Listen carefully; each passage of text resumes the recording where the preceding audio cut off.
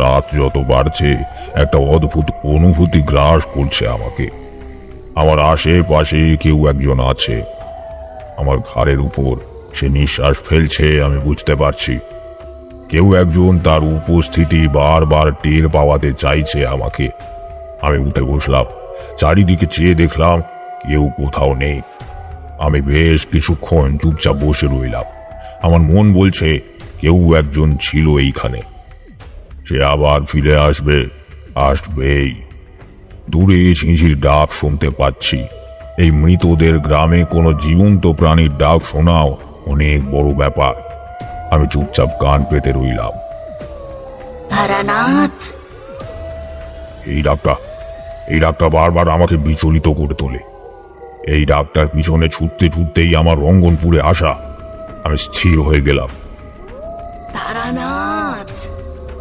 এবারে গলার স্বরটা খানিকটা দূরের থেকে এলো বলেই আমার মনে হলো। হঠাৎ আমার হাতে তরল পদার্থ টপ টপ করে পড়তে লাগলো। আমি চমকে গেলাম। উপরে ছাদের দিকে চাইলাম আমি। বুকের ভেতরে ধক করে উঠল। এক অদ্ভুত দেখতে প্রাণী, রক্ত চোষক, একটা মৃতদেহ থেকে কুবলে কুবলে মাংস খাচ্ছে। আমার গা গুঁড়িয়ে উঠল এহেন দৃশ্য দেখে। সে বিস্ফারিত দৃষ্টিতে আমার দিকেই চেয়ে আছে। আমি কি করব বুঝতে পারলাম না। শরীর খারাপ লাগতে শুরু করেছে আমার। হঠাৎ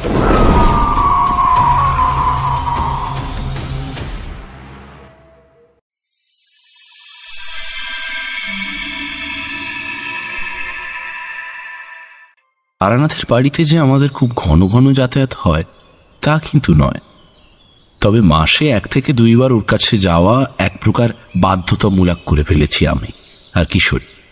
তাছাড়া বেশিরভাগ সময়ই এই যাওয়াটা হুট করেই ঠিক হয়। আগে থেকে খুব একটা বিচার বিবেচনা করে যাওয়া আমাদের স্বভাবসিদ্ধ নয়।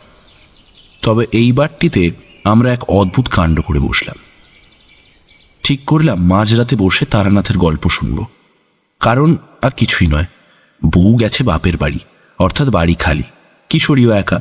তাই হঠাৎ মাথায় ভূত চাপলো মাঝরাতে হাড় হিম করা গল্প শুনব তারানাথের বাড়িতে বসে। সেই মতোই বাজার হাট করে বিকেল বিকেল পৌঁছে গেলাম তারানাথের বাড়িতে। বাজারের থলিগুলো তার হাতে ধরিয়ে দিলাম। বৌদিকে ভালো করে রান্না করতে বলো দেখি, আজ রাতে আসর বসাবো।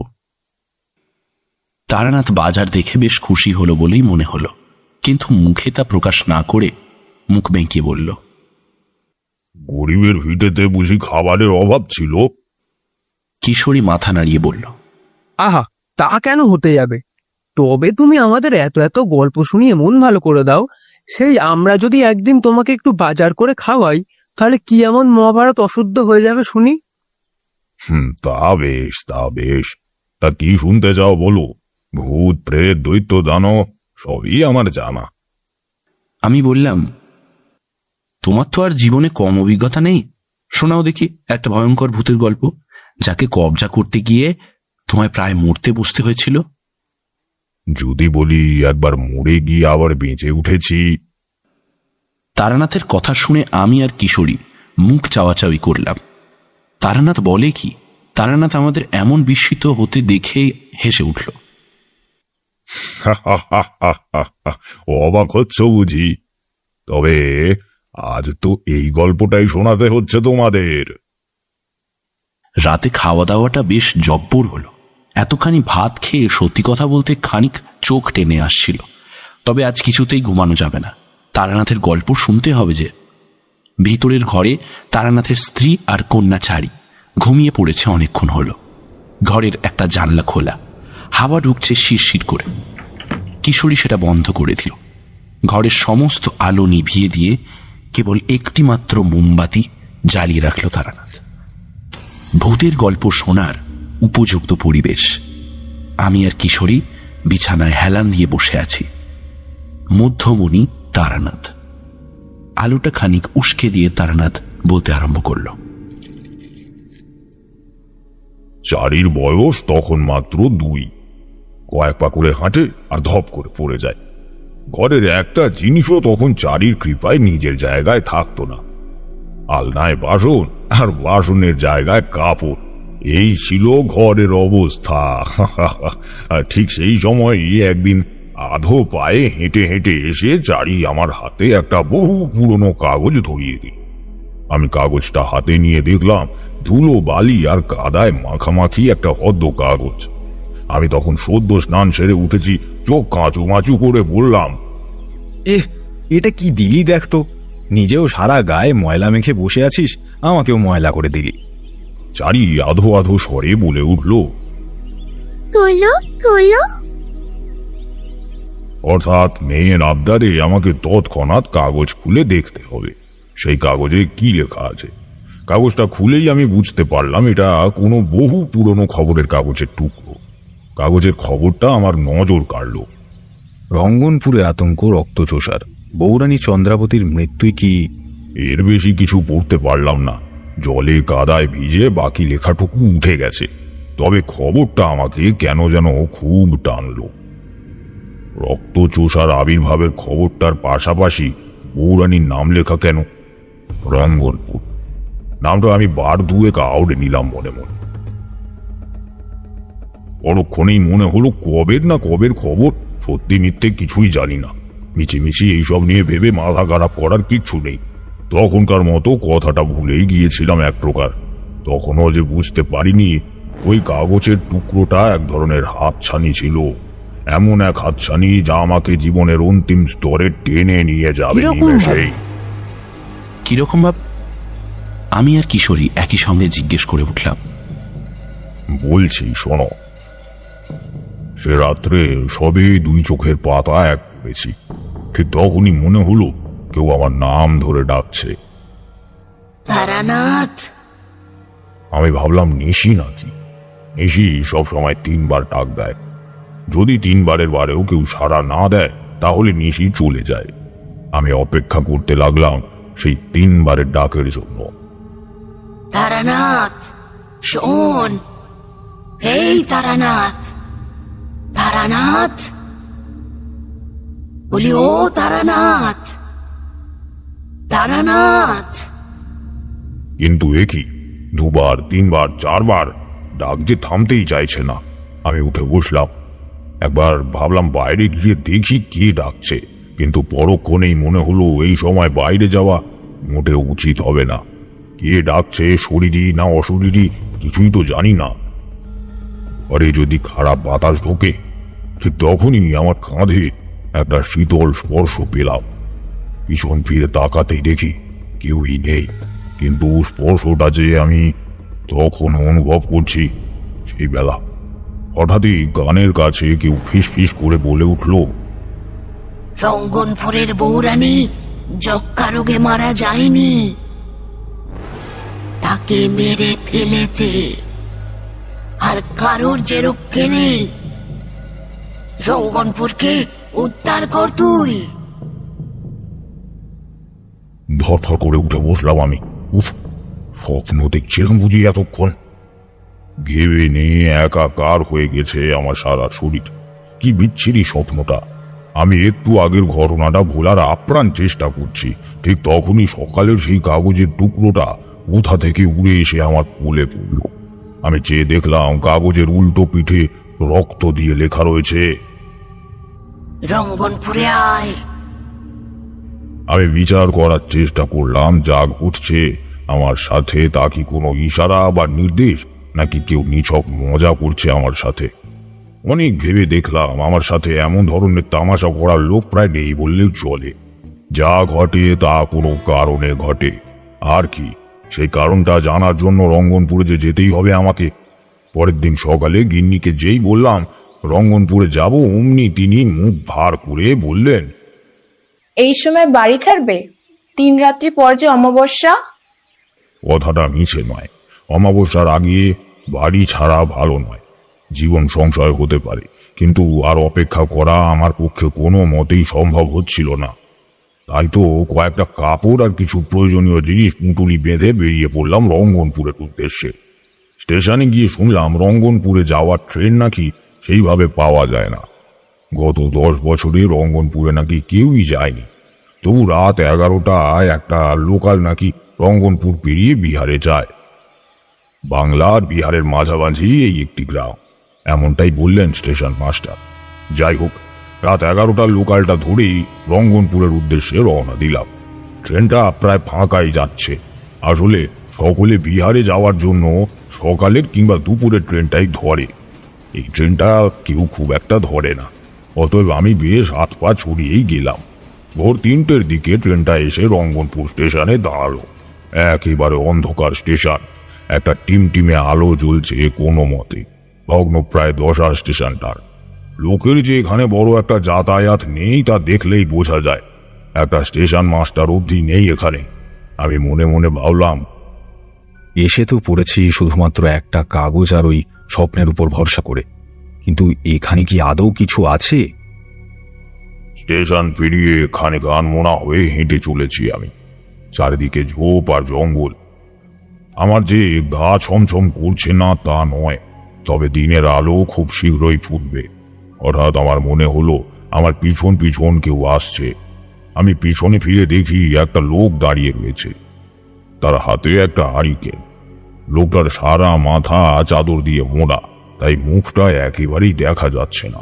আমি কিছু বলার আগেই লোকটা সর্দি বসা গলায় বলে উঠল, আপনি কে? কাকে চাই? কাকে যে চাই, কার খোঁজে এসেছি, সে কি আর আমি নিজেই জানি চাই? আমি কি উত্তর দেব ভেবে পেলাম না। আমাকে চুপচাপ দাঁড়িয়ে থাকতে দেখে লোকটা ফের বলল, সবাই তো এই গ্রাম ছেড়ে চলে গেল, আপনি এসেছেন কি করতে? ফিরে যান, এই গ্রামের বাতাস ভালো নয়, ফিরে যান। আমি এবার গলায় কিছুটা জোর এনে বললাম, আমি রঙ্গনপুরের বৌরানীর সাথে দেখা করতে এসেছি। লোকটা খানিকক্ষণ দাঁড়িয়ে থাকলো আমার মুখোমুখি, তারপর আচমকা বলে উঠল, সত্যি করে বলুন, আপনি কে? মানুষ নাকি কোনো প্রেত? আমি হেসে বললাম, আমি তারানাথ তান্ত্রিক। লোকে অবশ্য ঠাকুরমশাইও বলে। লোকটা খানিকক্ষণ দাঁড়িয়ে থাকলো, তারপর হঠাৎ গায়ের চাদরটা সরিয়ে ফেললো। আমি দেখলাম এক হাড় জিরজিরে ছোকরা আমার সম্মুখে দাঁড়িয়ে রয়েছে। ছেলেটার চোখে আমার প্রতি সম্ভ্রম দেখলাম। ছেলেটি বলল, তবে কি সময় এসে গেছে ঠাকুর? এবারে কি আমরা মুক্তি পাবো? আমি বললাম, তুমি কে? কিসের থেকে মুক্তি চাও? ঠাকুর মশাই, আমি প্রভাত। আপনি এসে আমাদের বাঁচালেন। বহু যুগ কেটে গেছে, এই গ্রামে আর কোনো মানুষ থাকে না। একটা বাড়িতেও রাতের বেলায় আপনি মানুষের দর্শন পাবেন না। শুধু রয়ে গেছি এই আমি, আমার স্ত্রী মৌরি আর আমাদের পীর বাবা। পীর বাবা? আমি খানিক অবাক হয়ে জিজ্ঞেস করলাম। প্রভাত মাথা এলিয়ে বলল, পীর বাবা সাচ্চা মুসলমান আছে ঠাকুরমশাই। তিনিই তো একদিন বলেছিলেন এক সাধক পুরুষ আসবে এই গ্রামকে অভিশাপ মুক্ত করতে। আজ সেই দিন এসে গেছে ঠাকুরমশাই। আপনি চলুন আমার সাথে, পীর বাবা আপনাকে দেখলে বড় খুশি হবে। আমি আর কোনো প্রশ্ন না করে হেঁটে চললাম প্রভাতের সাথে। সত্যি গ্রামটা একেবারেই ফাঁকা, একটা জনমানবের চিহ্ন নেই। অথচ খানিক দূরে যাওয়ার পরে পরপর বাড়ি কিন্তু দাঁড়িয়ে আছে ঠিকই। আমি প্রভাতকে জিজ্ঞেস করলাম, এই বাড়িগুলোতে মানুষ থাকে না? থাকে না ঠাকুরমশাই। আজ কত বছর হয়ে গেল, এই অন্ধকারে সব হারিয়ে গেছে। কে জানে কবে এই অন্ধকার কূপের থেকে বেরিয়ে আসতে পারবে সবাই। আমি আর প্রভাত একটা প্রকাণ্ড রাজপ্রাসাদের সামনে এসে দাঁড়ালাম। এত সুন্দর রাজপ্রাসাদ আমি আগে কখনো দেখিনি। এটা কোথায় আনলে প্রভাত? আমি মুগ্ধ কণ্ঠে জিজ্ঞেস করলাম। প্রভাত বলল, এটাই তো রঙ্গনপুরের রাজপ্রাসাদ। আমরা আর পীর বাবা মিলে এখানেই থাকি, এই প্রাসাদে। এই প্রাসাদে কেন? প্রভাত বলল, পীর বাবা যে বৌরানীর এমন পরিণতি কিনারা করার চেষ্টা অনেক দিন ধরে করে চলেছেন। প্রাসাদে না থেকে কি তা সম্ভব? আমি আর মৌরিও সেই 10 বছরের উপরে হয়ে গেল পীর বাবার সঙ্গী। বাবাকে নানান কাজে আমরা সাহায্য করি। তাড়াতাড়ি চলুন, রাত্রে এই প্রাসাদে প্রবেশ করা বিপজ্জনক। আমি আপনাকে সাবধানে নিয়ে যাব। এই বলে প্রভাত প্রায় বুঝে যাওয়া মশালটা ভালো করে জ্বালালো। জোরালো আলোয় আমি অনুভব করলাম একটি ছায়া খুব দ্রুত আমার চোখের সামনে দিয়ে ছুটে পালালো। প্রভাত পথ দেখিয়ে নিয়ে গেল আমাকে। একটা বন্ধ দরজায় আলতো করে হাত ছোঁয়াতেই দরজাটা খুলে গেল। কেউ একজন ভারী স্বরে জিজ্ঞেস করলো, কে? প্রভাত এলি বুঝি? সঙ্গে কে? প্রভাত বলল, বাবা, ঠাকুরমশাই এসেছেন।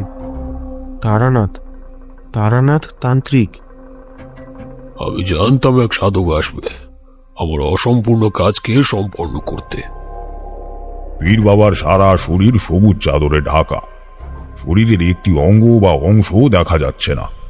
আমি তবু হাত জোর করে বললাম, আপনার পরিচয়টা যদি জানতে পারতাম বাবা। পীরের কি কোনো পরিচয় হয়? এই গ্রামে সবাই আমাকে পীর বাবা নামেই চিনত। এখন আর কেউ নেই, কিন্তু সেই পুরো পীর রয়ে গেছে। দীর্ঘশ্বাস ফেললেন পীর বাবা। তারপর প্রভাতের দিকে ফিরে বললেন, মৌরি কোথায়?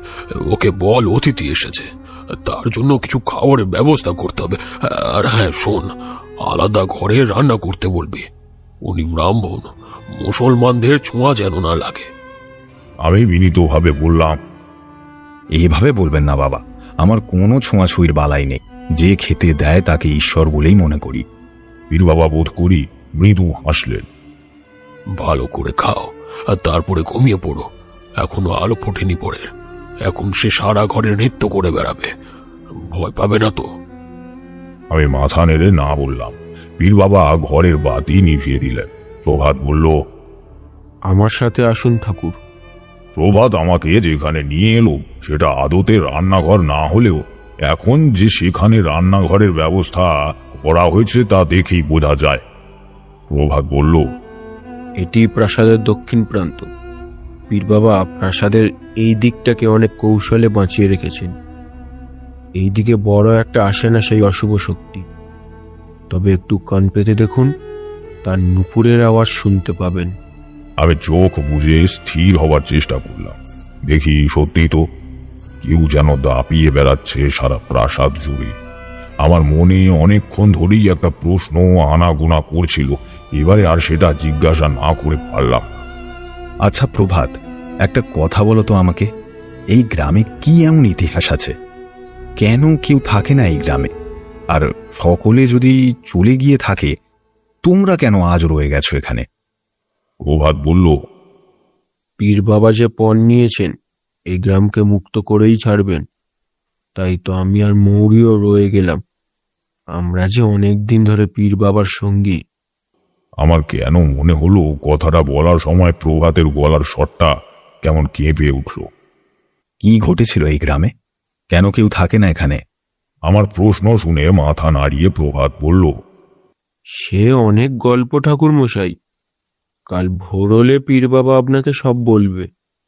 এখন আপনি বিশ্রাম করুন। এই বলেই প্রভাত ডেকে উঠল, মৌরি, এই মৌরি, এদিকে এসো। কোনো একদিকের দরজা খুলে গেল। আলো আঁধারির মাঝে একটি অল্প বয়সী বউ খানিক সংকুচিত ভাব নিয়ে এগিয়ে এলো। প্রভাত বলল, ইনি হলেন ঠাকুর মশাই। বাবা বলেছেন ওনার জন্য আহার প্রস্তুত করতে। মৌরি এগিয়ে এসে আমায় প্রণাম করল। আমি দেখলাম মৌরি আমার পা স্পর্শ করল না, খানিক দূর থেকে গড় হয়ে প্রণাম করল। আমার হঠাৎ মনে হলো এরা কেউ আমার খুব একটা কাছে আসছে না। হয়তো আমি হিন্দু সাধক বলেই এমন সংকোচ। যাই হোক, আধ ঘন্টার মধ্যেই মৌরি আমাকে লুচি তরকারি বানিয়ে এনে দিল। বলল, এর বেশি কিছু যে এখন নেই ঠাকুর, কাল সকালে না হয়। এর বেশি কিছু লাগবে না, তুমি ঘরে গিয়ে বিশ্রাম নাও। মৌরি মাথা নেড়ে চলে গেল। প্রভাত বলল, খাওয়ার শেষে আপনি ঘুমিয়ে পড়বেন ঠাকুর। ভোর হলে পীর বাবা নিজেই আপনাকে ডেকে নেবে। আমার মনে হলো ভোরের আলোটা আজ বেশি দেরি করছে ফুটতে। খাওয়া শেষে শুলাম ঠিকই, কিন্তু ঘুম আসতে চাইল না। বারবার মনে হলো এই গ্রামে কিছু একটা ভয়ঙ্কর রহস্য আছে ঠিকই, কিন্তু আমার হুট করে চলে আসাটা বোধহয় উচিত হয়নি। অন্ধকারে এপাশ ওপাশ করে যাচ্ছি, হঠাৎ মনে হলো কেউ যেন আমার মাথায় হাত বুলিয়ে ঘুম পাড়িয়ে দিল। ভোরবেলা যখন ঘুম থেকে উঠলাম তখন মাথাটা বড় ভার হয়ে আছে। গিন্নি, চা। এইটুকু বলতেই খেয়াল হলো আমি বাড়িতে নেই। অন্ধকার হাতড়ে হাতড়ে রঙ্গনপুরের এক পরিত্যক্ত প্রাসাদে এসে পড়েছি আমি। এখানে মানুষ বলতে শুধু প্রভাত, মৌরি আর পীর বাবা। আমি উঠে এদিক ওদিক চেয়ে প্রভাতকে খুঁজতে লাগলাম, কিন্তু সারা বাড়িতে কারোর সারা শব্দ পেলাম। মনে হলো কেউ যেন কখনোই এই বাড়িতে ছিল না। আমি ঘরটা ছেড়ে বেরিয়ে এলাম। গতকাল অন্ধকারে কিছুই বুঝতে পারিনি, আজ দিনের আলোয় বেশ স্পষ্টভাবে দেখলাম প্রাসাদের ঘরগুলোকে। দক্ষিণ প্রান্ত আর উত্তর প্রান্তের মাঝে একটা বিশাল উঠোন। সেই উঠোন পেরিয়ে সিঁড়ি উঠে গেছে দোতলায়। সারা বাড়িতে যখন কারোর দেখাই পেলাম না, তখন মনে হলো একবার গিয়ে দেখি ওই প্রান্তে কি আছে এই বাড়িতে। জানার যে বড়ই কৌতূহল হচ্ছে। এই কৌতূহলী হলো গিয়ে যত নষ্টের গোড়া। গল্পের মাঝে ফুট কাটল কিশোরী। কি প্রয়োজন আছে বলতো বাপু এসবের? নিজের বাড়িতে থাকছো থাকো, খাচ্ছ খাও, দিনে বউয়ের সাথে ঝগড়া করো, রাতে বউয়ের মান ভাঙাও। কোন দূরের এক প্রদেশে কোন রক্তচোষা কোন বৈরানী, এদের দিয়ে তোমার কি কাজ? তারানাথ হেসে বলল, কি হে কিশোরী, এখন থেকেই ভয় পাচ্ছ বুঝি? কিশোরী মাথা নাড়িয়ে পড়ল, তা ঠিক নয়। আমি বললাম, তাহলে চুপটি করে গল্পটি শোনো দেখি। মোমবাতিটা গলে যাচ্ছে দেখে তারানাথ আরেকটা মোমবাতি জ্বালিয়ে দিল।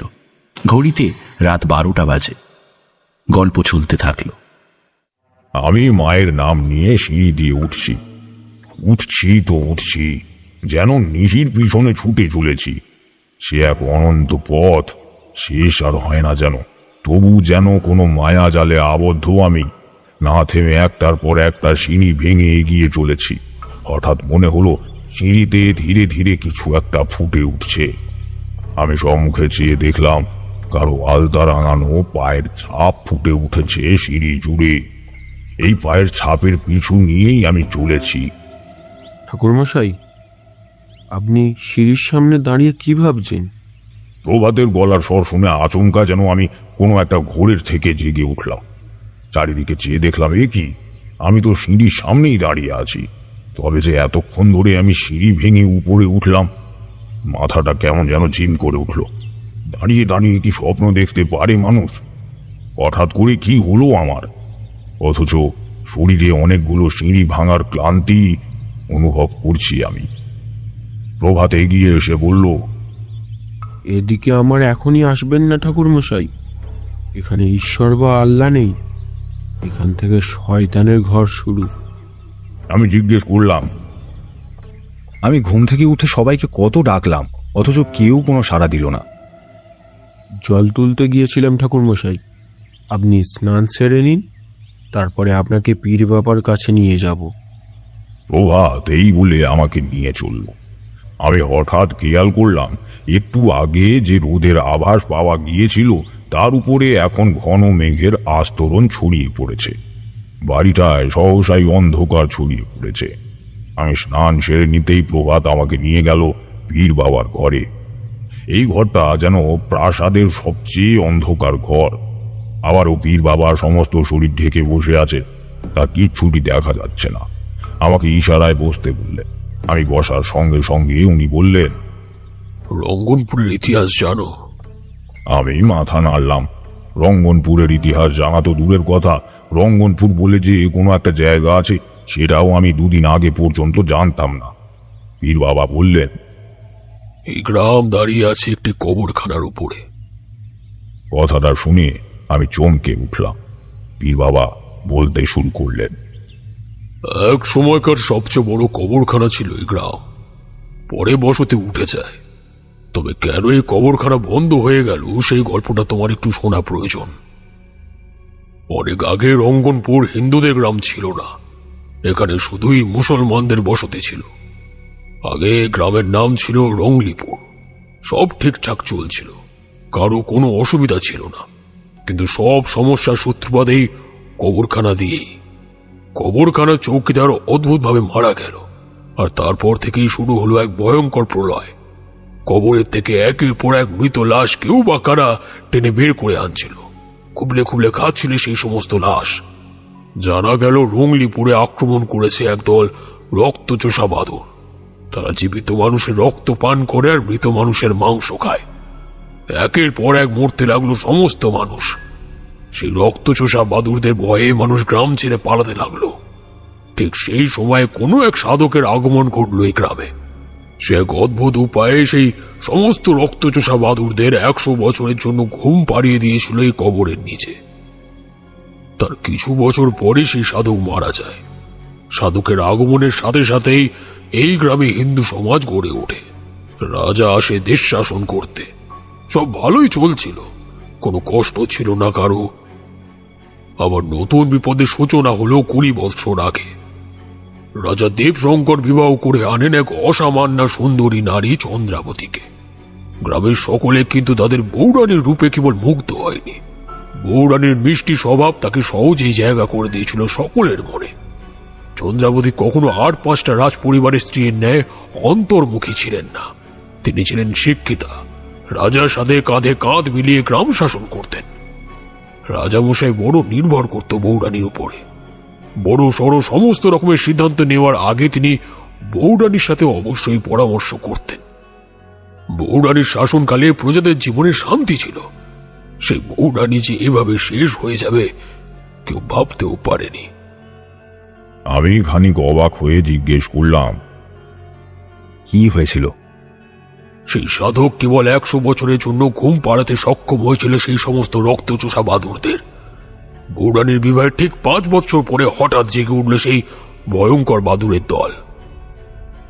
বৌরানীর অভ্যেস ছিল প্রতি রাতে যখন সকলে ঘুমিয়ে পড়ে তখন ঘোড়ায় চড়ে সারা গ্রাম টহল দেওয়া। সে রাতে কি হয়েছিল কেউ জানে না, কিন্তু বৌরানী যখন ফিরল তখন সে এক অন্য মানুষ, বা বলা ভালো সে আর মানুষই নেই। বৌরানীকে যে মেরে ফেলা হয়েছে আর তার মৃত শরীরে বাসা বেঁধেছে রক্তচোষা বাদুড়। প্রথমে কেউ কিছু বুঝতে পারেনি, কিন্তু বৌরানীর অমন গোলাটে দৃষ্টি, অমন হিংস্রতা সকলের মনে অল্প স্বল্প সন্দেহের বীজ বপন করেছিল। কিছুদিনের মধ্যে গ্রামে একের পর এক লোক মরতে আরম্ভ করল। মহারাজ রানীর শোকে দুঃখে আত্মঘাতী হলেন। রাজ পরিবার শ্মশানে পরিণত হল। বৌরানীর শরীরধারী রক্তচোষা সেই বাদুড় দাপিয়ে বেড়াতে লাগলো সারা গ্রামে। সবাই চলে গেল, শুধু আমরা 3 জন রয়ে গেলাম। এত বছর ধরে আমরা শুধু খোঁজ করে চলেছি কি উপায় সেই সাধক এই ভয়ঙ্কর প্রাণীদের ঘুম পাড়িয়ে রেখেছিলেন, না হলে বড় সর্বনাশ হয়ে যাবে। অন্ধকার নামলেই ওরা হামলা করে, মানুষ পায় না তাই পশুকে মারে। আমাদের কেউ মেরে ফেলতে চায়, কিন্তু আমি নিজে যেটুকু বিদ্যা অর্জন করেছি সারা জীবনে তাই দিয়ে কোনো প্রকারে ওদেরকে ঢেকিয়ে রাখি। কিন্তু কতদিন পারবো জানি না। ওরা দিনকে দিন শক্তিশালী হয়ে উঠছে। আপনি আমাকে সাহায্য করুন ঠাকুর মশাই। এভাবে গ্রামটা চোখের সামনে শ্মশানে পরিণত হলো, অথচ আমরা কিচ্ছু করতে পারলাম না। অন্তত কোনোভাবে যদি এই গ্রামটাকে অভিশাপ মুক্ত করে আবার নতুন করে বসতি করতে পারি তাহলে শান্তি পাব। চন্দ্রাবতী? আমি কিছু একটা জিজ্ঞেস করতে যাচ্ছিলাম, তার আগেই তার উত্তর দিয়ে দিলেন পীর বাবা। চন্দ্রাবতীকে মুক্তি দিতে হবে। ওকে আটকে রেখেছে সেই ভয়ঙ্কর প্রাণীগুলো, তাই আজও চন্দ্রাবতীর স্বর্গপ্রাপ্তি হয়নি। কাজটা সহজ হবে না তারানাথ। আমি এত বছর ধরে নিজে যা জানি, যেটুকু জানি সবটুকু দিয়ে চেষ্টা করেছি, কোনো লাভ হয়নি। এবার তোমাকে চেষ্টা করতে হবে, না হলে এই বাদুড়ের দল ছড়িয়ে পড়বে প্রতিটা ঘরে ঘরে। আরো কত যে গ্রাম ধ্বংস করে দেবে তার ঠিক নেই। আমি কি বলবো বুঝে পেলাম না। এই ধরনের কোনো প্রাণীর সম্মুখীন আগে হইনি আমি। ভূত প্রেত পিশাচ এদের পরাস্ত করার উপায় আমার জানা আছে, কিন্তু রক্তচোষা বাদুড় এদের কি উপায় পরাস্ত করব আমি? উত্তরের ঘরে বুঝি চন্দ্রাবতীর বন্দি আত্মা থাকে? মাথা নাড়লেন পীর বাবা। আমার মনে পড়ে গেল সেই আলতা রাঙা পায়ের ছাপ, ওগুলো বুঝি চন্দ্রাবতীর ছিল। পীর বাবা বললেন, চন্দ্রাবতী আরো ভয়ঙ্কর আত্মা। চোখের সামনে নিজের স্বাদের রাজ্য শেষ হয়ে যেতে দেখেছে ও। ওর রোষের মুখে পড়লে একবার আর রক্ষা নেই। আমি মাথা নাড়লাম। সত্যি এই গ্রাম অভিশপ্ত, কিন্তু কিভাবে সব ঠিক করব কোথা থেকে শুরু করব কিছুই যে জানা নেই। প্রভাত আর মৌরি কখন গুটি গুটি পায়ে এসে ঘরের সামনে দাঁড়িয়েছে খেয়াল করিনি। আমাদের কথা শেষ হতেই প্রভাত বলল, বাবা, রসুন শেষ হয়ে গেছে, একবার যে গঞ্জে যেতে হবে। পীর বাবা খানিক ব্যস্ত হয়ে বললেন, তাহলে তাড়াতাড়ি যা রে হতভাগা, সন্ধ্যে আগে গিয়ে নিয়ে আয়, নাকি মরার ইচ্ছে হয়েছে? আমি অবাক হয়ে চেয়ে আছি দেখে পীর বাবা বললেন, তেলে পোড়া রসুনের গন্ধে ওই বাদুরগুলো আসে না, তাই ঘরে আর কিছু থাকুক নাই থাকুক সব সময় রসুন আর তেলের জোগান রাখতেই হয়। এই বলেই 2 পয়সা প্রভাতের হাতে দিয়ে পীর বাবা বললেন, আর তাড়াতাড়ি নিয়ে আয় রে হতভাগা। প্রভাত চলে গেল। মৌরি রান্নাঘরে ব্যস্ত হয়ে পড়ল। আমি পীর বাবার সাথে আলোচনায় বসলাম কি করা যায় আর কি না করা যায় সেই নিয়ে। পীর বাবা বললেন, আমি এতদিনে এইটুকু বুঝেছি যে ওই রক্তচোষা বাদুরও মৃত অশরীরীদের দলেই পড়ে, তাই ওদের মারা যাবে না, ধ্বংস করতে হবে। আমি অনেকদিন ধরেই সন্ধান করছি যে কি উপায় সেই সাধক ঘুম পাড়িয়ে রেখেছিলেন এই বাদুরদের। বেশ কয়েকটা পুরনো পুঁথি জোগাড় করেছি আমি। এই বলে শত ছিন্ন কতগুলো পুঁথি আমার দিকে এগিয়ে দিলেন। তাতে লেখা, সচরাচর কবর দেওয়ার সময় সব দেহের হৃৎপিণ্ডে ইস্পাত বা লোহার সূচ বিদ্ধ করত এবং সবের মুখে, চোখের উপর, 2 কানে ও আঙুলের ফাঁকে ইস্পাতের টুকরো রেখে দিতে হয়। কিন্তু যে এটা পড়ছো সে এইটুকু জেনে কবর দিলে কিন্তু রক্তচোষক জেগে উঠতে পারে পুনরায়। তাই তাকে পুরোপুরিভাবে বিনষ্ট করার চেষ্টা করো। আমি এইটুকুই জানতে পেরেছি, কিন্তু যে রক্তচোষকেরা রংলিপুরে আক্রমণ করেছে তারা বড় ভয়ঙ্কর। তাদের উপরে এই সমস্ত প্রক্রিয়া ফলানোর জন্য সবার আগে তাদের আয়ত্তে আনতে হবে। আমি জানি না কি করে তা সম্ভব। যদি জানতাম তবে নিজেই সেই পথ অবলম্বন করতাম। আমার জানা যাবতীয় তথ্য আমি আমার পরবর্তী প্রজন্মকে জানিয়ে যাচ্ছি। আমি জানতে পেরেছি এক অদ্ভুত উপায়ের কথা। অতিরিক্ত মাত্রায় সুগন্ধি নাকি ওদের বহু বৎসরের জন্য ঘুম পাড়িয়ে রাখতে সক্ষম হয়। এক বহু প্রাচীন গ্রন্থ থেকে এই তথ্য পেয়েছিলাম আমি। সেইখানে পারস্য দেশের উল্লেখ করা ছিল। সেইখানেই লেখা ছিল কিভাবে রক্তপিপাসু প্রাণীগুলো একের পর এক বংশ বিস্তার করে চলে। এদের আটকানোর জন্য আমি তৈরি করেছিলাম এক তীব্র মাত্রার সুগন্ধি। বিভিন্ন ধরনের ফুল আর ফুলের রেণু দিয়ে সেই সুগন্ধি বানিয়েছিলাম আমি। কবরখানায় সেই সুগন্ধি ছড়িয়ে দিতেই একে একে সব রক্তচোষা বাদুড়েরা ঘুমিয়ে পড়েছিল। কিন্তু আমি এও জানি যে ওরা আবার জেগে উঠবে, আর যখন জেগে উঠবে তখন সর্বনাশ ডেকে আনবে। তাই আমি সাধক শ্যামচরণ এই প্রাণীগুলোকে নষ্ট করার বিষয়ে যতটুকু জানি সব লিখে যাচ্ছি আমার পরবর্তী প্রজন্মের জন্য। যে বা যারা এটা পড়ছো তার কাছে আমার অনুরোধ, খুব শীঘ্রই ওদের ধ্বংস করার উপায় তুমি খুঁজে বের করো। রংলিপুরের অভিশাপ ওরা, ওদের শেষ করতেই হবে, নইলে ওরা নিজেদের বংশ বিস্তার করতে করতে ক্রমশ অবিনশ্বর হয়ে উঠবে। শুধু রংলিপুর নয়, সারা দেশে ছড়িয়ে পড়বে ওরা। ওদের শেষ করা অসম্ভব হয়ে যাবে। ঠিক সময়ের মধ্যে ধ্বংস করতে হবে ওদের। আমি জানি একদিন এক শুদ্ধ সাধক ঠিকই আসবে, সে রক্ষা করবে রংলিপুরকে, কিন্তু তার আসতে যেন দেরি না হয়ে যায়। এইটুকুর পরে বেশ কিছু পাতা নেই। আমি পীর বাবার দিকে তাকালাম। পীর বাবা বললেন, এরপরে তো কিছু নেই, কেবল ওই একটা কাগজ আছে। কাগজটা আমার দিকে এগিয়ে দিলেন পীর বাবা। আমি দেখলাম একটা ছবি আঁকা রয়েছে কাগজে। একটা কঙ্কাল আগুন ধরাচ্ছে একটা বাদুড়ের গায়ে। আমার ভারী অদ্ভুত লাগলো ছবিটা দেখে। আমি জিজ্ঞেস না করে পারলাম না, এই ছবিটার অর্থ কি হতে পারে? পীর বাবা মাথা নেড়ে বললেন, জানি না, কিচ্ছু জানা নেই আমার। আমি শুধু সাময়িকভাবে কিছু টোটকার দ্বারা ঘরের এই প্রান্তিক প্রাণীগুলোর আগমন আটকাতে পেরেছি। কিন্তু ওই যে বললাম, বেশি দিন আটকাতে পারবো না। তবে কিছু কিছু কথা আমি অনেক মানুষজনের সাথে কথা বলে জেনেছি। যেমন? আমি জিজ্ঞেস করলাম। পীর বাবা বললেন, রক্তচোষককে সম্পূর্ণভাবে ধ্বংস করা প্রায় অসম্ভব। ওদের ক্ষণিকের জন্য পরাস্ত করা যেতে পারে। কিন্তু অনেকের মুখেই তো শুনেছি এই প্রাণীদের মৃত্যুও ঘটে। এই সবই নিছক কল্পনা। আদতে এরা আরো বেশি শক্তিশালী, আর এদের পরাস্ত করা মোটেও এত সহজ নয়। আমাদের উপর দিয়ে অনেক খাটনি যাবে তারানাথ। তুমি শুনলে তো সবই। এবারে দেখো কি করবে। এটুকু জেনে রাখো, আমি আছি পাশে। আমাকে কি করতে হবে আমার সত্যিই জানা নেই, কিন্তু যেটুকু বিদ্যে আছে সেইটুকু তো করতেই হবে। দুপুরের আগে রসুন, তেল আর বুনো গোলাপ নিয়ে ফিরে এলো প্রভাত। আমি বললাম, এই সরঞ্জামগুলো আমাকে দাও। রক্তচোষক বাদুররা কোনো সুগন্ধি সহ্য করতে পারে না। আমি চন্দ্রাবতীর ঘরটাকে ছেড়ে দিলাম। ওই ঘরে এখনই কিছু করা যাবে না। অমন তেজি আত্মার সাথে অন্যভাবে লড়াই করতে হবে। কিন্তু দিনের আলো ফুরিয়ে আসার আগে ওই রক্তচোষকদের এক একটা ঘরে বন্দি রাখতে হবে। আমি হামানদিস্তায় প্রথমে কিছু রসুন নিলাম, তার উপরে তেল ছড়িয়ে থেঁতো করে উত্তরের প্রতিটা ঘরের চৌকাঠে পুরু করে লেপে দিলাম। প্রভাত আর মৌরিও আমাকে সাহায্য করলো। এরপরে বুনো গোলাপগুলো মৌরিকে দিয়ে দিলাম। মৌরি, এই গোলাপগুলোর পাপড়িগুলো কাঠখোলায় ভেজে এনে দাও তো আমাকে। মৌরি কোনো প্রশ্ন করলো না আমাকে। চুপচাপ বাধ্য মেয়ের মতো গোলাপের পাপড়িগুলো শুকনো করে ভেজে নিয়ে এল। আমি হামানদিস্তায় ফেলে গুঁড়ো করে নিলাম পাপড়িগুলোকে।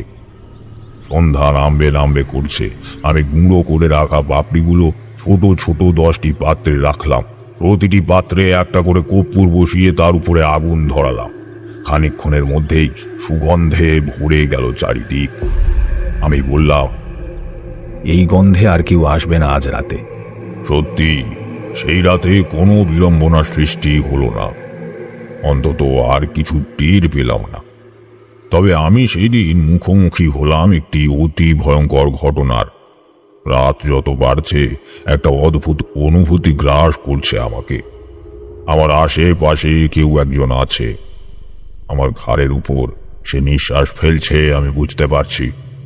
কেউ একজন তার উপস্থিতি বারবার টের পাওয়াতে চাইছে আমাকে। আমি উঠে বসলাম।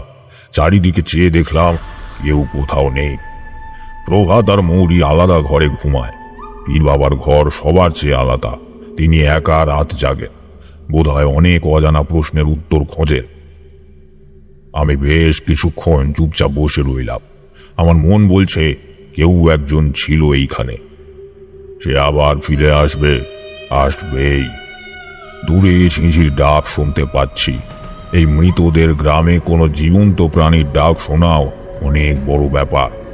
আমি চুপচাপ কান পেতে রইলাম। তারানাথ,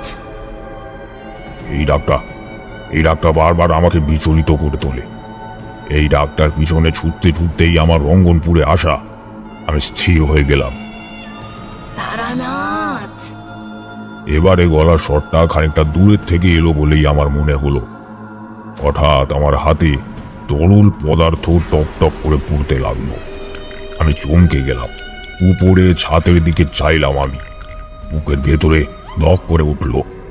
কিছু একটা ছিল ওখানে। সে খুব দ্রুত সরে গেল। আমি হাঁ করে চেয়ে রইলাম খানিকক্ষণ। তারপর সারা ঘরে চোখ বুলিয়ে বোঝার চেষ্টা করলাম আদৌ কিছু আছে নাকি সম্পূর্ণ আমার মনের ভুল। ঘরটার মধ্যে দম বন্ধ হয়ে আসছিল আমার, তাই ভাবলাম একটু বাইরে থেকে হাওয়াই খেয়ে আসি। সেই মতোই উঠে পড়লাম। সঙ্গে সঙ্গে পায়ে কিছু একটা লাগলো, চটচটে তরল ধরনের। আমি মাটির দিকে চাইলাম, আর যা দেখলাম তাতে আমার রক্ত হিম হয়ে গেল। সারা ঘরের মেঝেতে এদিক সেদিক জমাট বাঁধা কালো রক্তের ছোপ ছোপ। কেউ যেন ছেঁচড়ে কাউকে নিয়ে গেছে এই ঘর থেকে। আমি রক্তের দাগ অনুসরণ করে এগিয়ে গেলাম সামনের দিকে। ঘরের দরজা আলগাভাবে ভেজানো ছিল। আমি খুলে বেরিয়ে এলাম। দেখলাম রক্তের দাগ ধীরে ধীরে মিলিয়ে গেছে। আমি পিছনে ফিরলাম। না, সত্যি সেই রক্তের দাগ নেই, কোথাও নেই। কেউ যেন আমার স্বাভাবিক বোধ বুদ্ধিগুলোকে খেলিয়ে নিতে চাইছে। আমি বুঝতে পারছি আমার চারিদিকে কেউ একটা মায়াজাল সৃষ্টি করতে চাইছে। তারানাথ, একবার শোন এদিকে। উফ, এই গলার স্বর যেন মেরে ফেলবে আমাকে। আমি ছুটে বেরিয়ে গেলাম ঘর ছেড়ে। উঠোনটা বড্ড শান্ত, বড্ড চুপচাপ। কোনো এককালে এই উঠোনে রমরমা কিছু কম ছিল না, আর আজ সব শ্মশানের সমান। আমি বসে পড়লাম ধপ করে। বড্ড দিশেহারা লাগছে আমার, কি করব বুঝতে পারছি না। ঠিক তখনই এক তাল মাংসপিণ্ড আমার চোখের সামনে এসে পড়ল। সহসাই আমার চোখ গেল উপরের ছাদে। এক অদ্ভুত দেখতে প্রাণী, রক্তচোষক, একটা মৃতদেহ থেকে কুবলে কুবলে মাংস খাচ্ছে। আমার গা গুলিয়ে উঠল এহেন দৃশ্য দেখে। সে বিস্ফারিত দৃষ্টিতে আমার দিকেই চেয়ে আছে। আমি কি করব বুঝতে পারলাম না। শরীর খারাপ লাগতে শুরু করেছে আমার। হঠাৎ একটা তীব্র আলোর ঝলকানিতে ঝলসে গেল আমার চোখ। তারপরে আর কিচ্ছু মনে নেই। চোখের সামনে কেবল আঁধার ঘনিয়ে এলো।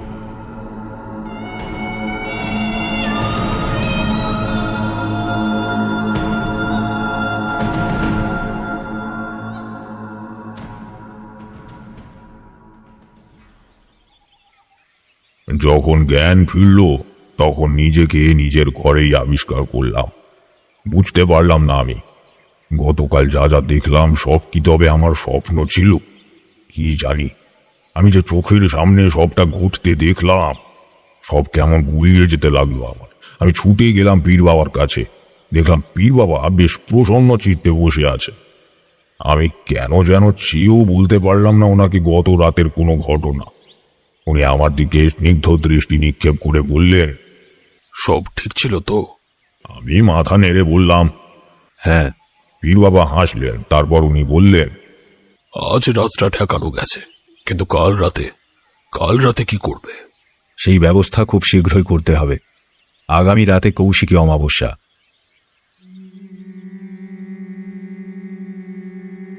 রাতে খাওয়া দাওয়া শেষ করে সকলে যখন ঘুমিয়ে পড়েছে তখন আমি ঠিক করলাম একবার ঘরগুলো ঘুরে দেখব, যদি কিছু পাওয়া যায়। সিঁড়ি দিয়ে উঠে গেলাম সোজা উপরে। না, এবারে আর সকালের মতো ভ্রমের সৃষ্টি হলো না।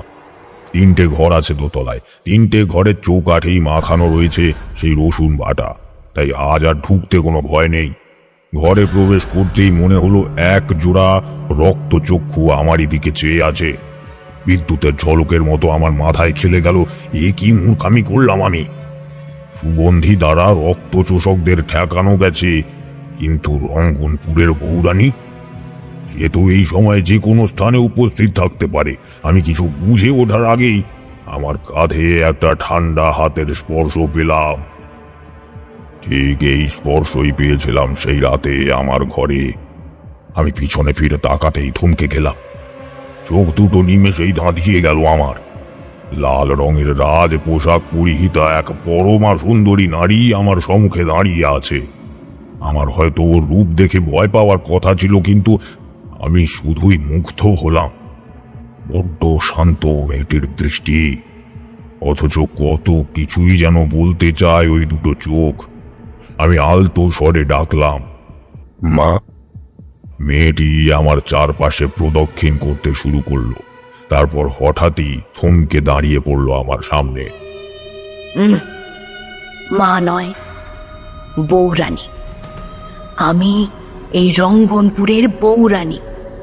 এই গ্রাম, এই রাজ্য সব আমার ছিল। আমি তো হাত দিয়ে আগলে রেখেছিলাম আমার এই রাজ্যকে, আর ওরা আমার চোখের সামনে শেষ করে দিল সবকিছু। সেই রাতে আমি বুঝতে পারিনি, হঠাৎ আমার ঘাড়ে কেউ একটা দাঁত ফুটিয়ে দিল, আর তারপরেই সব শেষ। এই বলেই চন্দ্রাবতী ঘুরপাক খেতে লাগলো সারা ঘরে। তারপর আবার খানিকক্ষণের জন্য স্থির হয়ে দাঁড়িয়ে বলল, তোকে আমি নিয়ে এসেছি এই গ্রামে। আমি জানি তুই পারবি সব ঠিক করে দিতে। কথা দে তুই পারবি।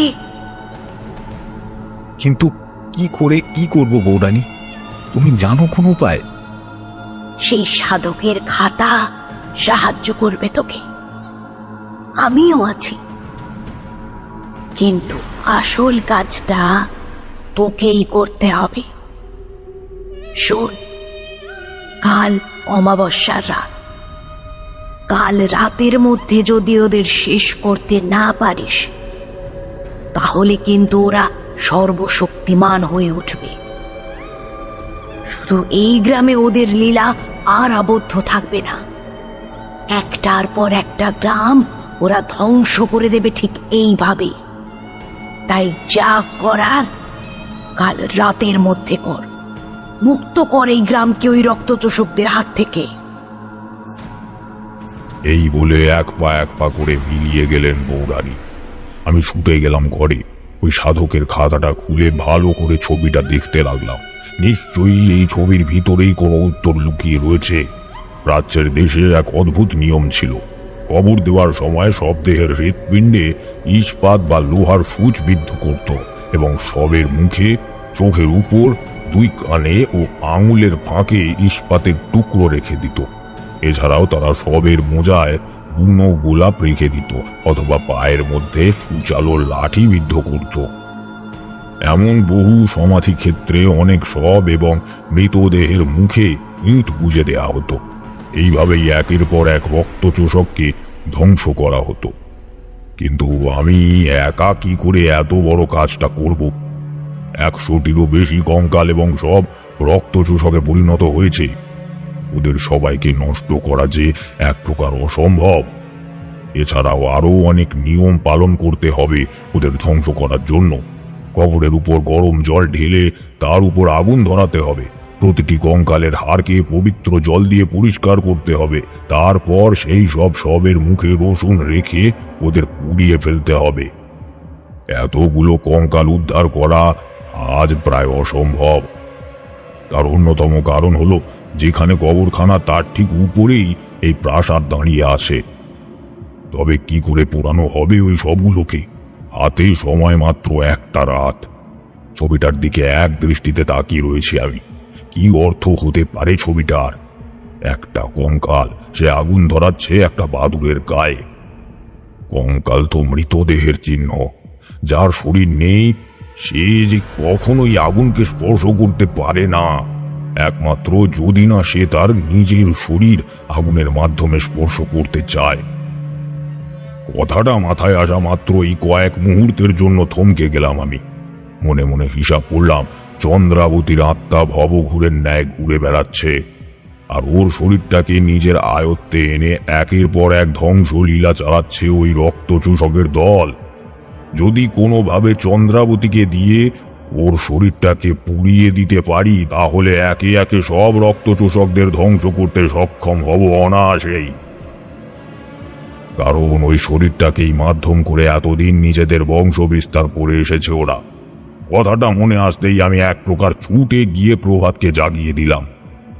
প্রভাত, এই প্রভাত, ওঠো তাড়াতাড়ি, ওঠো। প্রভাত চোখ কচলাতে কচলাতে উঠে বসে বলল, কি হয়েছে ঠাকুরমশাই? এখনো যে ভোরের আলো ফোটেনি। ভোরের আলো ফুটতে আর বেশি বাকিও নেই। উঠে পড়ো, তোমাকে বেশ কিছু জিনিস নিয়ে আসতে হবে।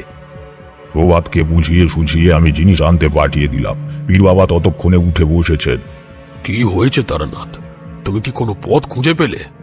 আমি মাথা নেড়ে নিজের পরিকল্পনার কথা ওনাকে বলতেই ওনার চোখ কপালে উঠে গেল। পীর বাবা বললেন, এ কি বলছো তারানাথ? এতে যে তোমার জীবন সংশয় হতে পারে। এইটুকু ঝুঁকি যে নিতেই হবে বাবা। আজ রাতের মধ্যে যে সব করতে হবে, না হলে আর কেউ আগামী ভোর দেখতে পাবে না। আমাকে কি করতে হবে? আমি সব বলে দিচ্ছি, শুধু একটু অপেক্ষা করুন। প্রভাতকে ফিরে আসতে দিন। এই জিনিসগুলো ছাড়া কোনো কাজ সম্ভব হবে না। আমরা শুধু সঠিক সময়ের জন্য অপেক্ষা করতে লাগলাম।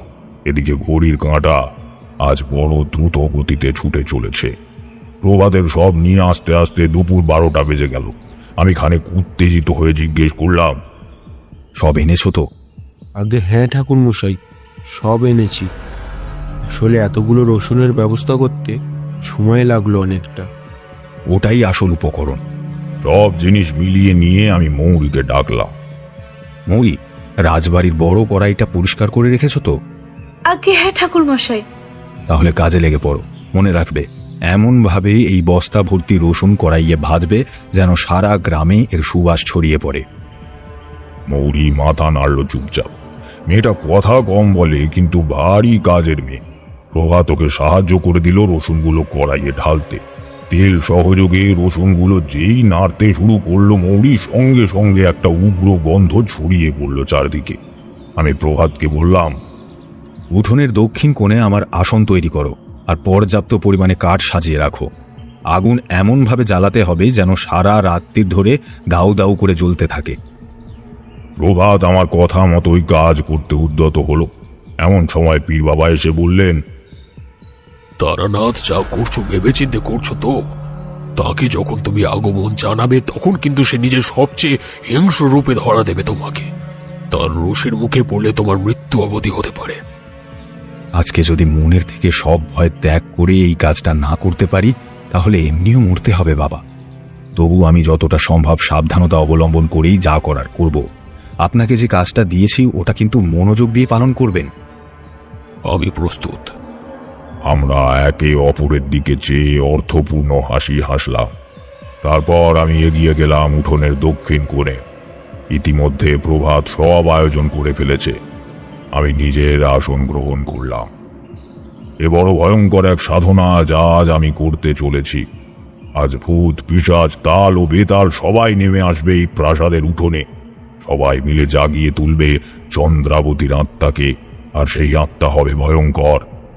তাকে বাগে আনা সহজ হবে না।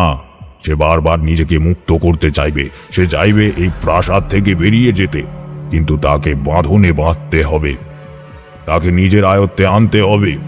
আমি খড়ি মাটি দিয়ে উঠোনের অনেকটা জায়গা জুড়ে কাটাকুটি দাগ কাটলাম।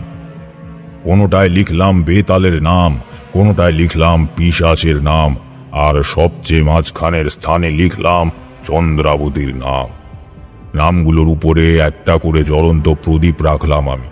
সূর্যের আলো প্রায় নিভু নিভু। আমি টের পেলাম মৌরি বুনো গোলাপের রস যোগ করেছে রসুনের মিশ্রণে। গন্ধটা আর একটু তীব্র হয়ে নাকে এসে ঝাপটা মারল। আমি স্থির হয়ে চোখ বুঝলাম। চোখ বুঝতেই আমার মনে হলো কেউ যেন আমার আশেপাশে ঘুরছে। সবে তখন আমি পাতালের স্তরের সমস্ত অশরীরীদের একে একে আমন্ত্রণ জানানো শুরু করেছি। প্রথমেই প্রকট হলো বেতাল পিশাচ। আমি চোখ মেলে তাকাতেই বুকের ভিতরটা খানিক ধপ করে উঠল। একটা বিকট চেহারা উল্টো হয়ে ঝুলছে আমারই মুখের সামনে। তারপরে এলো স্বল্প বসন পরিহিতা এক নারী। যৌবন উপচে পড়ছে তার পোশাকের ভাঁজে ভাঁজে। এই হলো কর্মপিশাচিনী। ধীরে ধীরে যক্ষিণী থেকে শুরু করে তাল, বেতাল, যক্ষ, কাম, পিশাচ সবাই নেমে এলো। ঝড় উঠল চারিদিকে।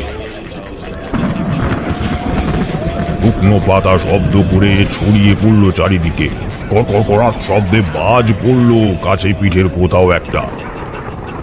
সেই সাথে সেই নূপুরের ধ্বনি।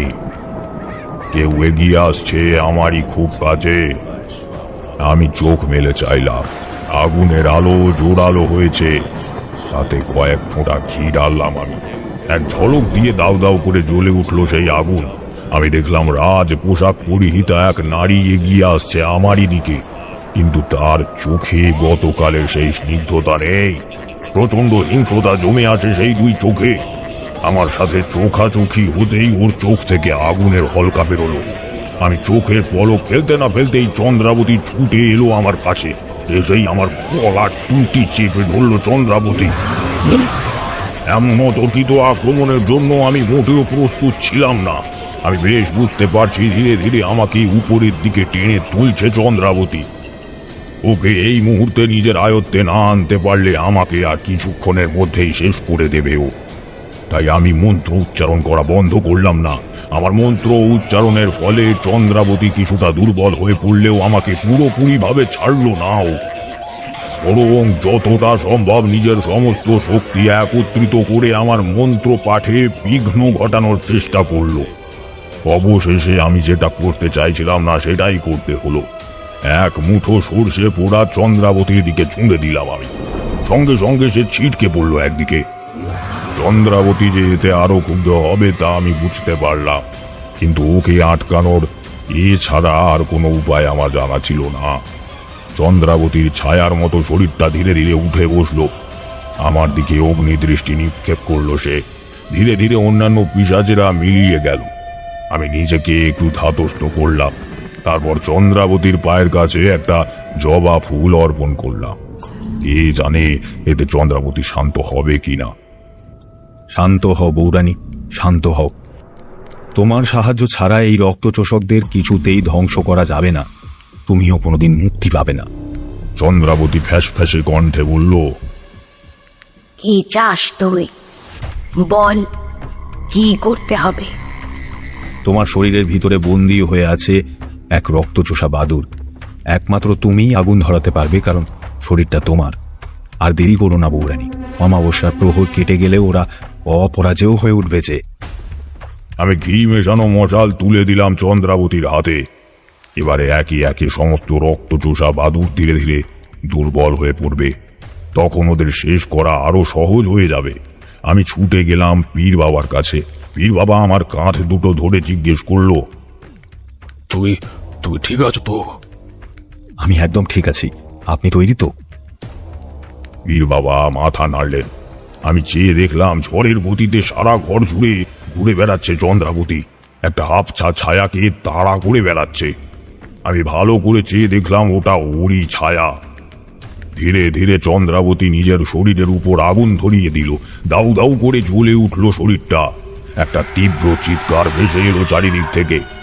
আমি মাথা তুলে দেখলাম একের পর এক বিকট রূপী সব আছাড় খেয়ে খেয়ে পড়ছে মাটিতে। পীর বাবা বললেন, বহু বছর ধরে এরা বন্দী হয়ে রয়েছে, আজ এরা মুক্তি পাবে। চন্দ্রাবতী শান্ত হতেই আমি এগিয়ে গেলাম। তখন সবগুলো দুর্বল হয়ে গেছে, তাই আমাদের আক্রমণ করতে পারল না। এইবারে আমাদের আসল কাজ শুরু হলো। বিভিন্ন সংস্কৃতির সাহায্য নিয়ে অবশেষে একটা উপায় বের হয়েছে। ঠিক মতো কাজটা সমাপ্ত করতেই হবে। এদের মধ্যে কোনো সবই সদ্য প্রয়াত নয়। এদের মৃত্যু হয়েছে বহু যুগ পূর্বে। এতদিন এই শরীরে পচন ধরেনি, কারণ অশুভ শক্তি দ্বারা আবৃত ছিল এদের দেহ। এখন যেই একটু একটু করে মুক্তি পাচ্ছে, অমনি সারা শরীর শ্যাওলা বর্ণ ধারণ করতে শুরু করেছে। আমি আর পীর বাবা দেহগুলির থেকে ওদের মুন্ডু আলাদা করে নিলাম। সারা শরীরে বিভিন্ন স্থানে চিরে দিলাম। আমি ডাক দিলাম প্রভাত আর মৌরীকে। ওরা কড়াই ভর্তি রসুন আর বুনো গোলাপ নিয়ে এলো। আমি একে একে সবগুলোর চিরা স্থানে সেই বাটা লেপে দিতে লাগলাম। দেখলাম ধীরে ধীরে সবগুলোর বিস্ফারিত দৃষ্টি স্বাভাবিক হলো একটু। প্রভাত প্রতিটি দেহের থেকে তাদের মস্তক আলাদা করে ফেলল। আমি অবাক হয়ে চেয়ে রইলাম। এত দিনের পুরনো সব তবু রক্ত ফিনকি দিয়ে গড়িয়ে পড়ছে। বুঝলাম এতদিন ধরে যত রক্ত পান করেছে সব বেরিয়ে আসছে। আমার গা গুলিয়ে উঠল। কি নৃশংস দৃশ্য! ছি! এবারে দেহগুলো পোড়ানোর ব্যবস্থা করতেই হবে। সেই সাধক লিখে গিয়েছিলেন, কবর দিলে ওরা আবার জেগে উঠতে পারে, তাই ওদের পোড়ানোর ব্যবস্থা করতে হবে। তবেই ওরা পুরোপুরিভাবে মুক্তি পাবে।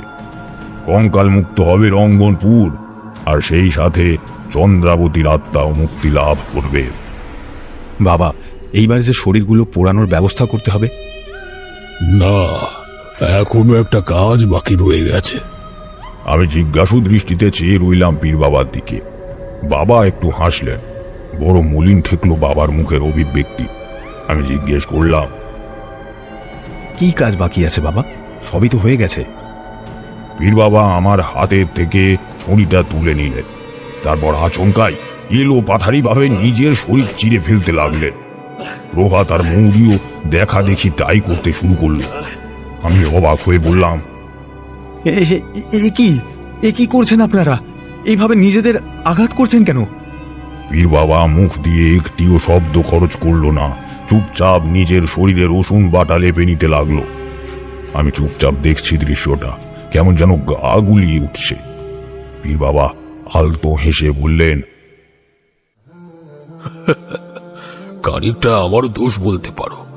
সকলে গ্রাম ছেড়ে চলে গেল, আমি আমার এই দুই সঙ্গীকে নিয়ে জোর করে থেকে গেলাম। সকলে অনেক বুঝিয়েছিল, বলেছিল বাবা এখানে আপনারা কেউ থাকতে পারবেন না, ওরা শেষ করে দেবে আপনাদের। আমি কথা শুনিনি, যে ধরে বসে রইলাম। বললাম আমি সকলকে অভিশাপের হাত থেকে উদ্ধার করবই।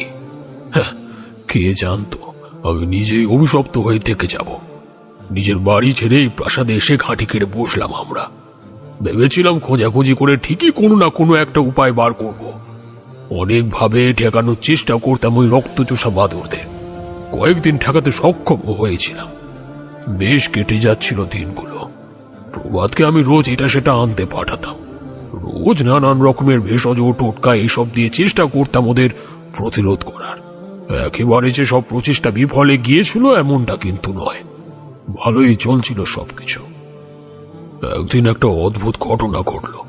কাউকে বললে বোধহয় বিশ্বাস করবে না, এমনকি তুমিও না, তবু বলা উচিত। আমি স্বপ্নে বৌরানীর দর্শন পেলাম। সে এক আজব কাণ্ড। আমি রাত জাগতাম তখন, সারা রাত ধরে নানান পৌরাণিক পুঁথির থেকে এই জটিল সমস্যার সমাধান খুঁজতাম। সেই রকমই এক রাত ছিল। ক্লান্ত শরীরে কখন যে চোখ লেগে গেছে বুঝতে পারিনি। হঠাৎ মনে হলো আমার চারিদিকে একটা ধোঁয়ার আস্তরণ ছেয়ে যাচ্ছে। আমি চোখ খোলার চেষ্টা করলাম, কিন্তু পারলাম না। সেই অবস্থাতে আমি দেখতে পেলাম আমার সম্মুখে শ্বেত শাড়ি পরিহিতা এক নারী এসে দাঁড়ালো। মুখটা তার ধোঁয়ায় ঢাকা। আমি তাকে স্পষ্ট দেখতে পেলাম না, কিন্তু তার দাঁড়ানোর ভঙ্গি যেন স্পষ্ট বলে দিচ্ছে সে এক রাজরানী। আমি কিছু বলে ওঠার আগেই সে বলল, শোন, যে পথে করছিস সে পথে গিয়ে কিন্তু কিচ্ছু হবে না। যার মৃত্যু নেই তার ধ্বংস আছে, আর এই কাজ কোনো এক সিদ্ধ পুরুষ দ্বারাই সম্ভব। অপেক্ষা কর সেই সাধকের, যে আসলে পুণ্য হবে এই স্থানের। অথবা তাকে আহ্বান জানা, তাকে বল এখানে আসতে। আমার কণ্ঠ রুদ্ধ হয়ে আসছিল। আমি বললাম, কোনোভাবে কি আমাদের মুক্তি সম্ভবপর নয়? কোথায় পাবো এমন সাধকের দর্শন? ধৈর্য ধর, সময় তাকে এনে ফেলবে এই প্রাসাদের দরজায়। তাকে পথ দেখাস। ধীরে ধীরে সেই ধোঁয়াটে ছায়া সরে গেল। আমি চোখ মেলে চাইলাম, দেখলাম বৌরানী কোথাও নেই। বৌরানী আমাকে পথ দেখালো ঠিকই, তবু আমাকে একটা অদ্ভুত জেদ চেপে ধরলো। আর ওই যে কথায় বলে না, বেশি জেদ ভালো না, মাথায় রোগ চেপে গিয়েছিল। যা ইচ্ছে করতে হোক, এর সমাধান আমি করবই। একদিন মাঝরাতে উঠে বসলাম। শুনেছিলাম রক্তচোষক দ্বারা মৃত শবের দুই ঠোঁটের মাঝখানে পড়া ইট গুঁজে দিলে তারা নাকি ওদের রক্ত পিপাসা কমে যায়। সেই রাতে তেমনই পরিকল্পনা নিয়ে আমি উত্তরের দিকে গিয়েছিলাম। না, প্রভাত বা মৌরিকে ডাকিনি। জানতাম যে এই কাজে ঝুঁকি রয়েছে যথেষ্ট, কিন্তু এটা বুঝিনি আমার কোনো ক্ষতি হয়ে গেলে ওদেরও ক্ষতি হয়ে যাবে। যাই হোক, আমি সিঁড়ি দিয়ে উঠে প্রথম ঘরটায় পা রাখলাম। একটা হিমেল হাওয়া নিমেষে চাপটে জড়িয়ে ধরলো আমাকে। আমার ভিতরটা বড্ড হাঁসফাঁস করতে আরম্ভ করলো। শ্বাস নিতে পারছিলাম না। কেউ যেন চেপে বসেছিল আমার বুকের উপরে। আমি হাজার চেষ্টা করেও নিজেকে ছাড়াতে পারছিলাম না। শেষ পর্যন্ত নিজেকে রক্ষা করতে পারলাম না। আমি কিছু বুঝে ওঠার আগেই একটা ভয়ঙ্কর মুখ উল্টো হয়ে ঝুলে পড়লো আমার মুখের ঠিক সামনে। তার সদন্ত থেকে টপ টপ করে রক্ত পড়ছে। আমি প্রচন্ড ভয় পেয়ে গেলাম, চিৎকার করতে লাগলাম, কিন্তু গলা দিয়ে এক ফোঁটাও স্বর বেরোলো না। কাকেই বা ডাকবো? কেউ যে বাঁচাতে পারবে না আমাকে। নিজেকে ওদের হাতে সমর্পণ করা ছাড়া আর কোনো উপায় দেখতে পেলাম না। ঘাড়ের কাছে একটা তীব্র ব্যথা অনুভব করলাম। মনে হলো কেউ যেন আমার শরীরের সবটুকু রক্ত শুষে খেয়ে নিল। ধীরে ধীরে শরীরটা ঠান্ডা হয়ে গেল আমার। বুঝতে পারলাম আমার দেহে আর প্রাণ নেই। তবুও আমি দাঁড়িয়ে আছি। আমিও যে ততক্ষণে এক রক্তচোষা বাদুড়ে পরিণত হয়েছি। প্রচন্ড তৃষ্ণা অনুভব করলাম। জলের তৃষ্ণা নয়, রক্ত তৃষ্ণা। তারপরে যেটা হলো তা আমি করতে চাইনি, একেবারেই করতে চাইনি। কিন্তু তৃষ্ণার জ্বালায় ছটপট করতে করতে আমি প্রভাত আর মৌরির শরীর থেকেও সমস্ত রক্ত শুষে নিলাম। ওরাও আমার মতন রক্তচোষা বাদুড়ে পরিণত হলো। এখানে মানুষ ছিল না, প্রতি রাতে রক্তের তীব্র পিপাসা মেটানোর জন্য পশু পাখিদের মেরে ফেলতাম আমরা। তবে আমি কখনো অন্য রক্তচোষকদের ভিড়ে মিশে যাইনি, বরং চেষ্টা করেছি কিভাবে এই রক্তচোষকদের বিনাশ করা যায়। জানতাম এতে আমাদেরও শেষ ডেকে আনা হবে, তবুও আমি চেয়েছি এর শেষ হোক। তুমি এখানে আসায় আমরা একটা নতুন ভরসা পেয়েছি। আমি জানতাম তুমি ঠিকই পারবে এই সমস্যার সমাধান করতে। এবার আমরা সবাই মুক্তি পাব। আমার মাথা ঝিমঝিম করছিল পীর বাবার কথা শুনে। এই কারণেই ওরা কেউ আমাকে খুব একটা স্পর্শ করতে চাইতো না। আমি রাতে যখন ঘুমাতাম ওরা কেউ আমার কাছে থাকতো না। আর সেই দিন রাতে যে অদ্ভুত প্রাণীটাকে মাংস খুবলে খেতে দেখেছিলাম আমি, সে আর কেউ নয়, স্বয়ং পীর বাবা। ওরা যে কেউই মানুষ নয়। আমার শরীরটা ক্রমশ দুর্বল হয়ে পড়ছিল। পীর বাবা বললেন, এই প্রাসাদে আগুন ধরিয়ে দিয়ে তুমি পালাও, না হলে সবাই জেগে উঠবে। আর এক মুহূর্তে এখানে অপেক্ষা করো না, পালাও। আমার পা নড়তে চাইছিল না। কি করব বুঝতে পারছিলাম না আমি। সব এইভাবে শেষ হয়ে যাবে আমি যে ভাবতে পারছি না। পীর বাবা ফের বললেন, সময় বেশি নেই তারানাথ, ধ্বংস করে দাও সব। দাঁড়িয়ে দেখো না আর এখানে, চলে যাও। আমিও আর সত্যি দাঁড়ালাম না। কোনো মতে বেরিয়ে এসে জ্বলন্ত মশালটা ছুঁড়ে দিলাম ওই প্রাসাদের দিকে। দাউ দাউ করে জ্বলতে থাকা প্রাসাদের মাঝে মিশিয়ে গেল অনেকের চিৎকার, হাহাকার। আমি আর এদিক সেদিক না তাকিয়ে ছুটতে লাগলাম স্টেশনের দিকে। ভোরের আলো তখন সবে ফুটছে। নিশ্চয়ই একটা না একটা ট্রেন পেয়ে যাব। ট্রেনে ওঠার আগে আরো একবার গ্রামটার দিকে চেয়ে দেখলাম। হয়তো সব স্বাভাবিক হতে সময় লাগবে, কিন্তু একদিন আবার লোকজনে ভরে উঠবে রঙ্গনপুর। সেই দিন হয়তো রানী চন্দ্রাবতী বা রাজা দেবশঙ্কর থাকবে না সুষ্ঠুভাবে শাসন করার জন্য, কিন্তু নতুন করে সবকিছু আবার ঠিক গড়ে উঠবে। হুইসেল বাজিয়ে ট্রেনটা নিজের গন্তব্যের দিকে ছুটে চলল। স্টেশন আর গ্রামটা পড়ে রইল একা।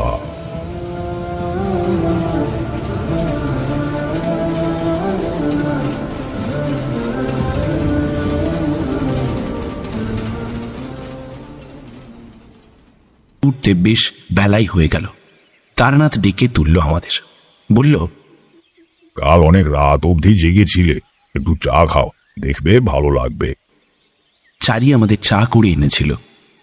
আমি বললাম, কি গল্প শোনালে গো তারানাথ, কাল রাতে স্বপ্নেও যেন ওই বাদুড়গুলোকে দেখতে পাচ্ছিলাম।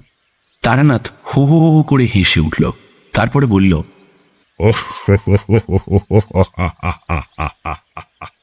বাড়ি ফাঁকা রেখে গল্প শুনতে এসেছো? বাড়ির দেবীটি যদি এই কথাখানি জানতে পারেন তাহলে তোমার যে হাড় মজ্জা এক হয়ে যাবে ভায়া। কথাটা শুনেই আমার আর কিশোরীর কেমন একটা তাড়াহুড়ো লেগে গেল।